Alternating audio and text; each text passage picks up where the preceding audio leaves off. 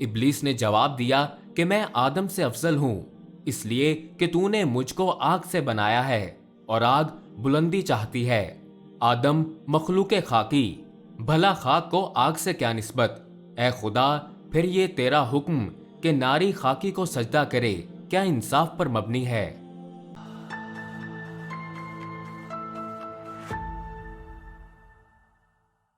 अल्लाह ताला ने हजरत आदम अलैहिस्सलाम को मट्टी से पैदा किया और उनका खमीर तैयार होने से कबल ही फरिश्तों को ये इत्ला दी कि अनकरीब वो मट्टी से एक मखलूक पैदा करने वाला है जो बशर कहलाएगी और जमीन में खिलाफत का शर्फ हासिल करेगी।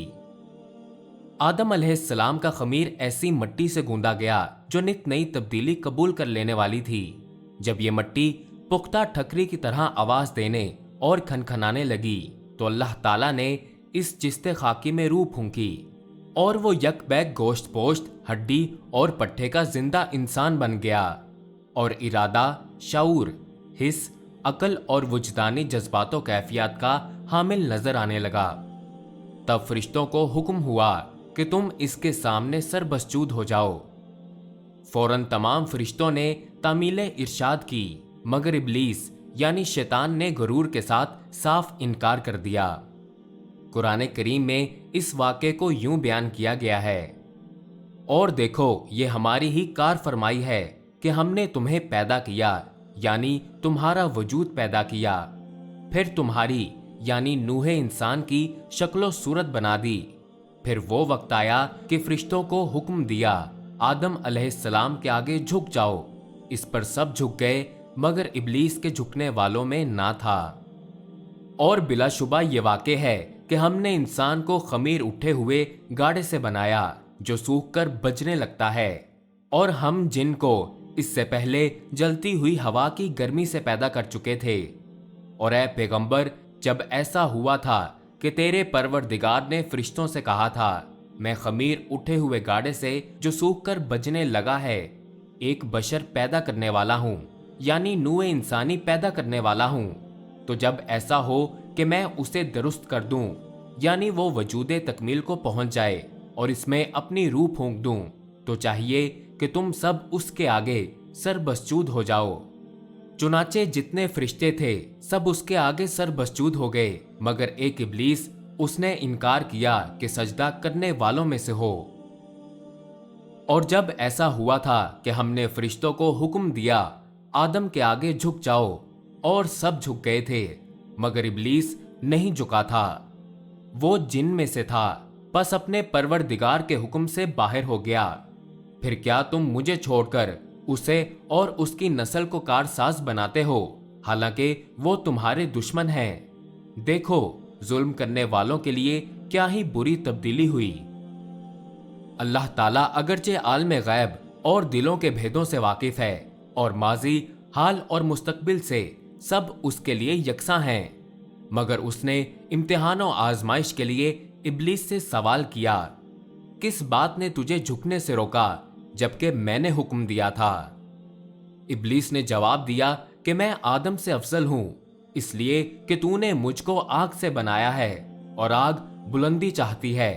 आदम मखलूके खाकी, भला खाक को आग से क्या निस्बत। ए खुदा, फिर ये तेरा हुक्म कि नारी खाकी को सजदा करे क्या इंसाफ पर मबनी है। मैं हर हालत में आदम से बेहतर हूं, लिहाजा वो मुझे सजदा करे, ना कि मैं उसके सामने सरबसजूद हूं। मगर बदबख्त शैतान अपने गरूर तकब्बुर में ये भूल गया कि जब वो और आदम अलैहिस्सलाम दोनों खुदा की मखलूक हैं, तो मखलूक की हकीकत खालिक से बेहतर खुद वो मखलूक भी नहीं जान सकती।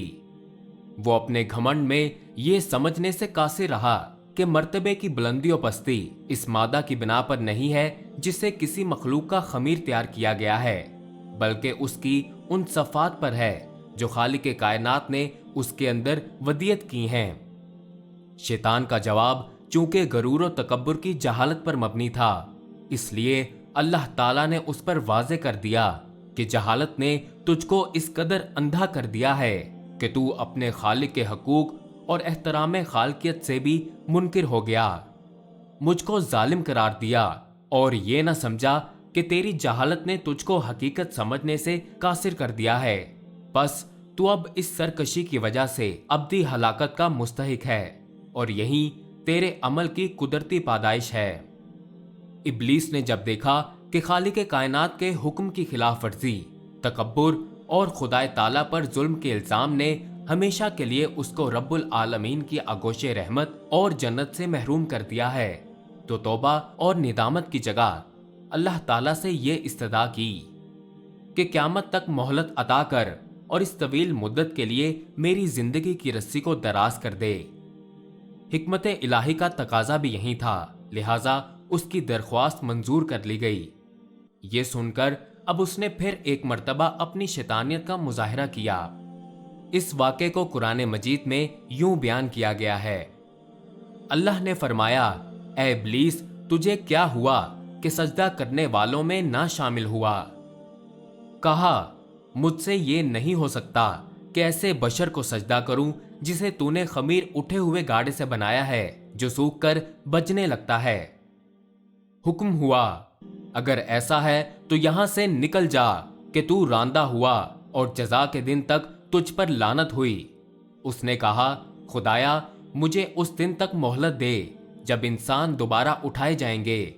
फरमाया, उस मुकर्ररा वक्त के दिन तक तुझे मोहलत दी गई। उसने कहा, खुदाया, चूंकि तूने मुझ पर नजात व सादत की राह बंद कर दी, तो अब मैं जरूर ऐसा करूंगा कि जमीन में उनके लिए झूठी खुशनुमाइयां बना दूं और राह हक से गुमराह कर दूं। हाँ, इनमें जो तेरे मुखलिस बंदे होंगे, मैं जानता हूं, मेरे बहकाने में आने वाले नहीं।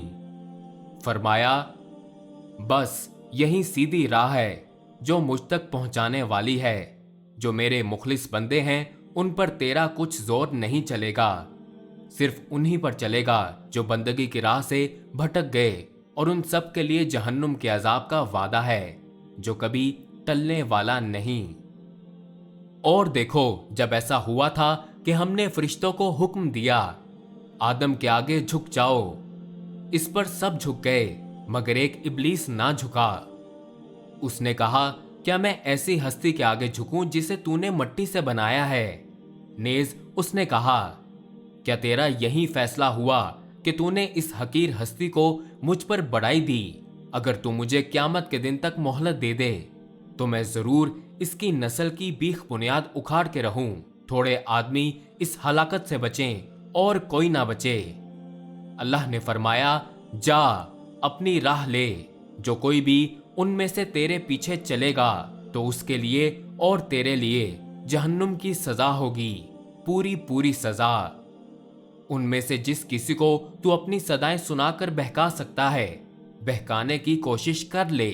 अपने लश्कर के सवारों और प्यादों से हमला कर, उनके माल और औलाद में शरीक हो जा, उनसे तरह तरह की बातों के वादे कर, और शैतान के वादे तो उसके सिवा कुछ नहीं है कि सरतासर धोखा।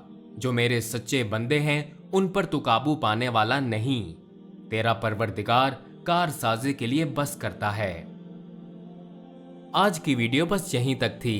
इंशाल्लाह ये सिलसिला अगली वीडियो में जारी रहेगा। आज की वीडियो आपको कैसी लगी कमेंट्स में जरूर बताइएगा, और अगर अभी तक आपने हमारे चैनल को सब्सक्राइब नहीं किया तो सब्सक्राइब के बटन पर क्लिक करें और बेल आइकन के बटन को जरूर दबा दीजिएगा ताकि इस सिलसिले की मजीद आने वाली वीडियोस की नोटिफिकेशंस आपको मिलती रहें। अल्लाह हाफिज।